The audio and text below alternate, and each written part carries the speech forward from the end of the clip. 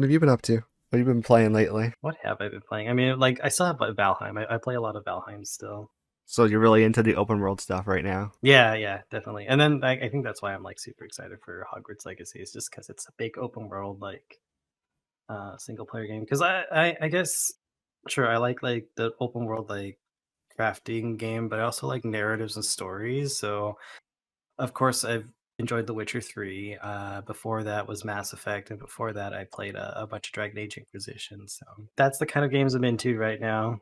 I still play Final Fantasy 14 on the side, but definitely those open world RPG, story driven, explore kind of games. Yeah, that's something I haven't been delving too much into. Like, I started doing The Witcher 2, right? But Hmm. hoping to get to Witcher 3. So like you were saying, you're really into the open world stuff with Valheim and this interest with Legacy. I think that's kind of funny how we're at this point. Like for me, I hadn't really been following the development of it until you got me into Red Dead Redemption, which I've just been obsessed with, thanks to you, of course. But yeah, I think like as we watch videos and stuff, I think that open world aspect, like you said, especially with Red Dead Redemption, like just seeing that world and seeing the comparison of the visuals is just what's really drawing me to it right now. I'm hoping that Legacy has like a bunch of like really good detail like that. I feel like the devs for the game have like gone like the extra mile to like do that, but I don't know. We'll see, I I hope guess. so. We should probably talk about the launch. Because I know there's been controversy with like the PC versus the console launches. Oh, is there something different about it? So consoles get to play like midnight their time all across the world, midnight their time on February 7th. Where PC users have to wait. For the deluxe edition? Yeah, it's for the deluxe edition. You pay that extra like what is it? All that money for 72 hours, I believe, of early access. Yeah, absolutely. I think that's like a $20 difference. That's fine, but like PC users are upset because they have to wait until 1 p.m. Eastern time, which translates to different times all across the world. Some like as late as 6 p.m. like in the UK, I believe, on the same day, and a lot of people are super upset about it because like I saw on Twitter that some people like took the day off so they could play, but they have the PC version, and some of them have to wait the entire day, and they could have like gone to work and then come back to try to play it. Or then that doesn't even factor in like that the download because Steam servers are going to be so overloaded with everyone trying to download the game, or I guess Epic too, right?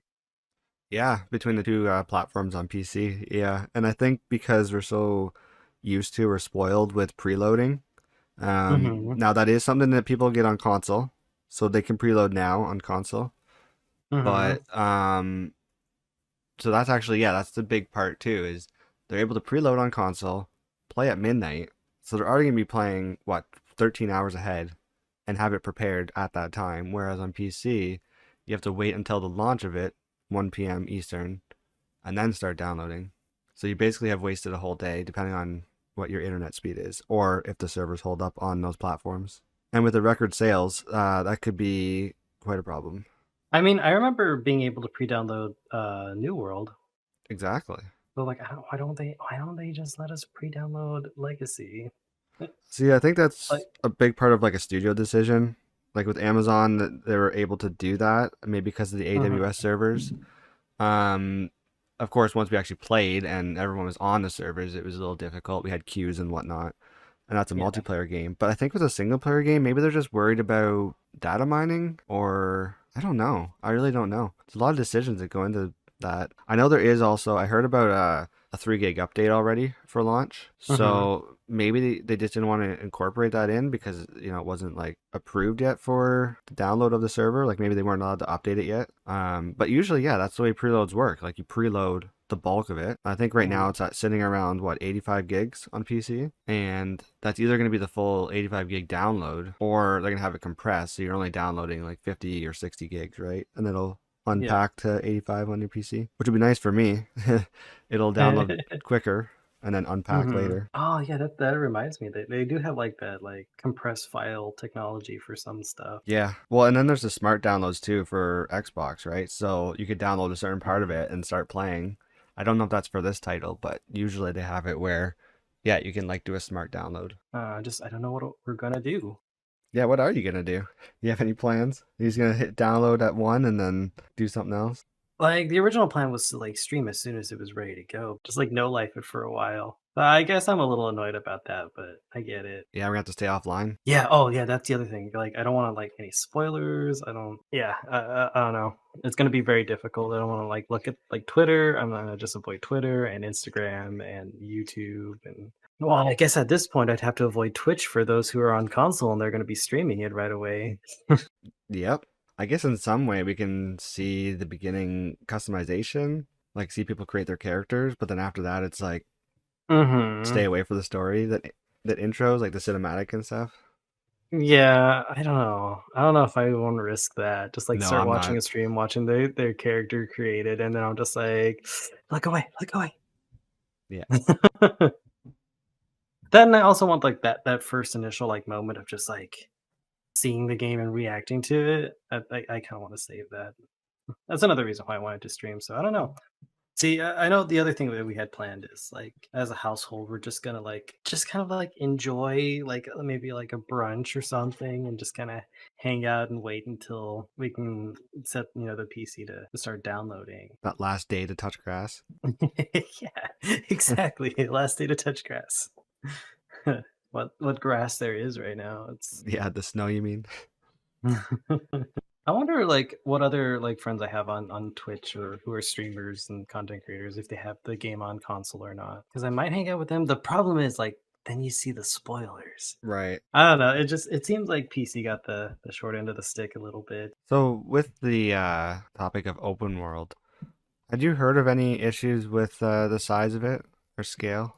Some people were complaining that it was, like, the map is too small, but they haven't really, like, shown us exactly how big it is. Like, so I don't know, like, how where they're getting that information. Yeah, it's hard to know. Like in the videos they released with the flying and stuff, like it looks pretty big. Like even Mhm. if it takes like 20 minutes to get from one end to the other, that's still pretty big. Like, I get that the map feels smaller because you can, like, ride mounts and ride a broomstick and just, like, go from one end to the other really quickly, but, like, if you walk that, it's still, like, a really big map. I think it's because of that the mounts, that's one issue that New World had when people are like bring mounts in. Well, that's really gonna change the scale of the game.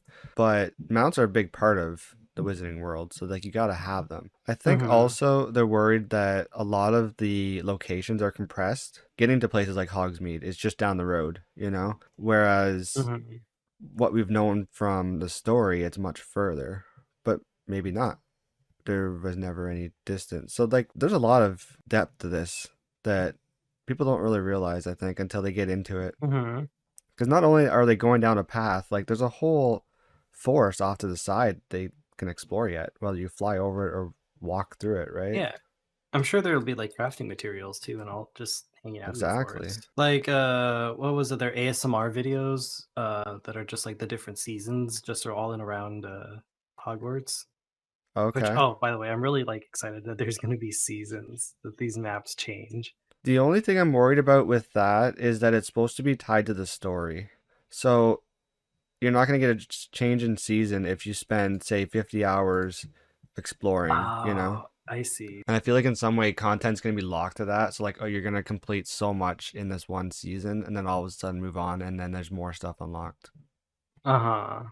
What I like too is when they were showing him running through the snow, like the snow Mhm. accumulated on his robe. Really? Yeah, yeah. Like as he's walking Mm. around, it accumulates and shows like the change in season. Endgame, I wonder if it'll just, like, cycle through at the end of the game? Or I don't know.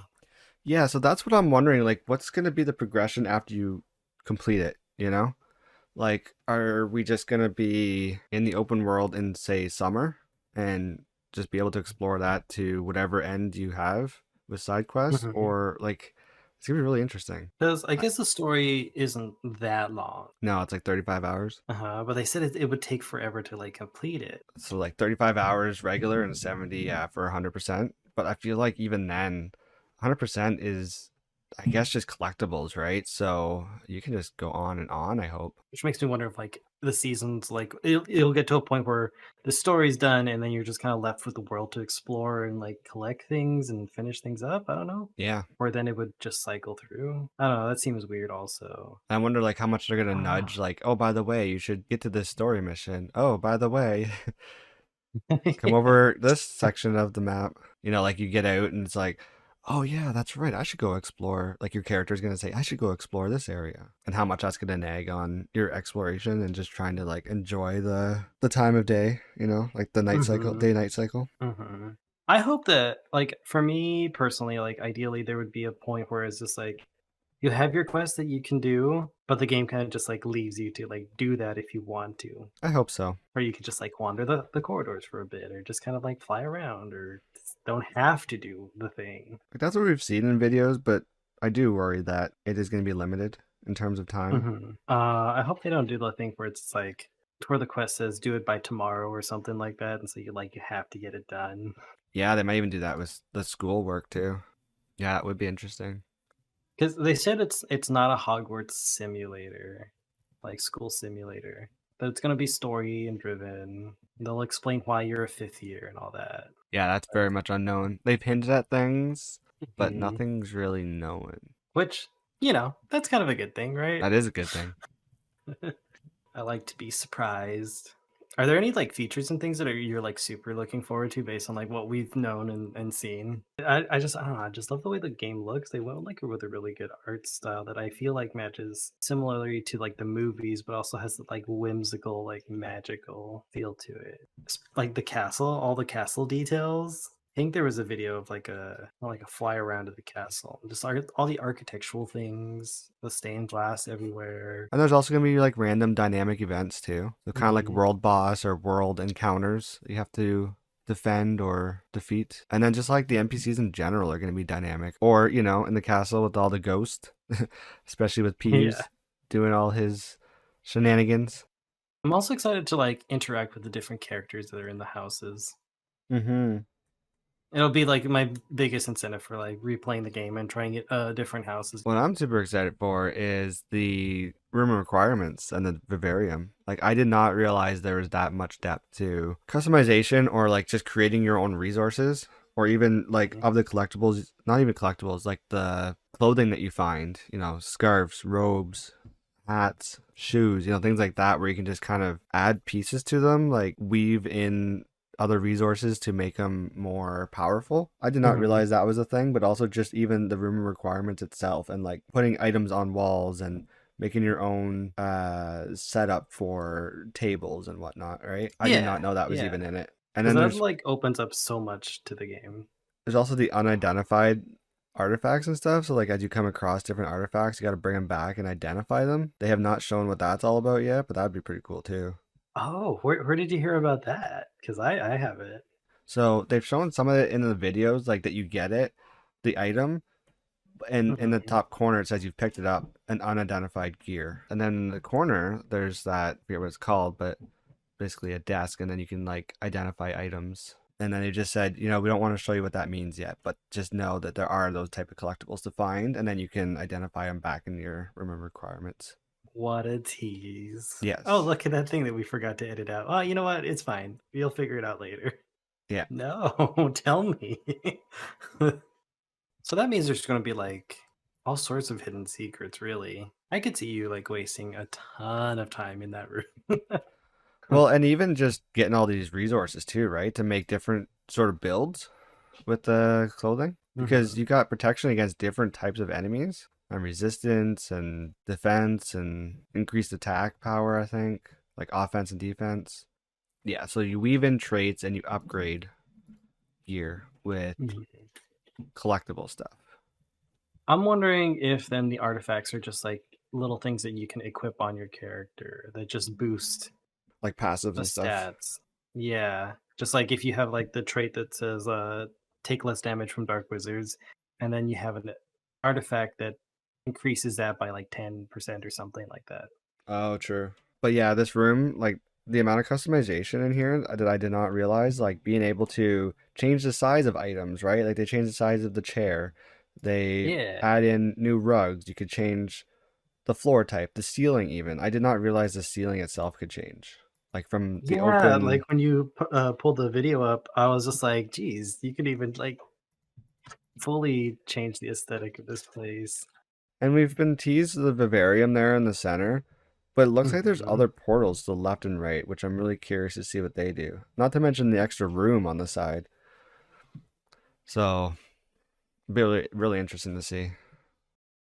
I wonder if the room just acts like a hub and a fast travel point where you can just go. Maybe there's more fast travel points though than there would be showing there. Like I think the fast travel points are kind of selectable on a list, but maybe those are like specific ones. Yeah, like you said, the forest might be one, and then Uh-huh. or maybe there are other vivariums, Oh, and then like that little animation for every time you place something or take something away. especially the large one there when you take away a table. Uh-huh. It's not like instant. Yeah, it takes some time. Hmm. Do you think that would be annoying after a while? I feel like it would be, yeah, because a lot of times you're just trying to like you have an idea of how you want to customize a room and place items. And it's not even just by placing items, like it's switching items in the inventory, right? So if you want it like Hmm. to go cycle through to different types of a chair, you see it every time it cycles through that chair. Hmm. So, yes, I think with that 2 second animation, it's going to get annoying kind of fast. I mean, the animation's on point from what we've Yeah. been familiar with, but yeah, and even like just changing the scale of things, like that's just so interesting. Like you would think they would have it preset to fit on a certain, wall or floor, but no, you could just change it. You can make it the size of for the elves or something, as if they're coming by Oh, to hang out, like that chair. So what do we got here? We got potting tables. So you can, I guess, plant things and then wait over time to collect as a resource. maybe that's how they get around the seasons being an issue. You could just collect the thing and pot it if you're going to use it Right. a lot. Now, do you think how you perform in a class will affect how well you grow that thing, or even if you're a Hufflepuff or anything like that? I don't know. Like, see, I'm really curious about that too. And like even like your stats for your wand. Oh yeah, that's right. So you can also go to Hogsmeade and go to like a tailor and upgrade or buy new things for clothing, but also like upgrade your wand at the wand shop. Upgrade the wand. I'm curious. Like, there's all these systems that I'm really curious about. Yeah, I think because they were kind of teasing at it with, when they were talking about the height of the broom, like you can only fly so high until you upgrade it, and that you can also do that with other shops.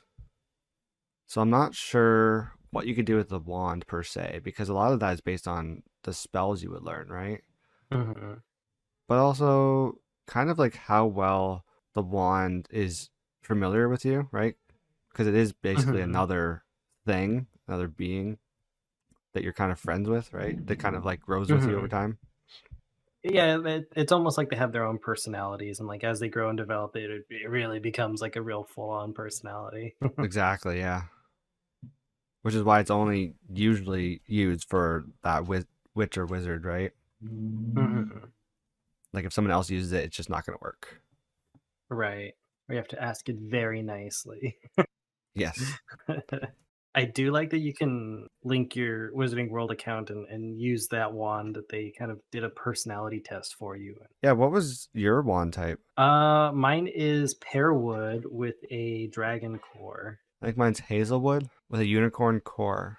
Yeah, again, like how many of these stats are gonna like transfer over to the game?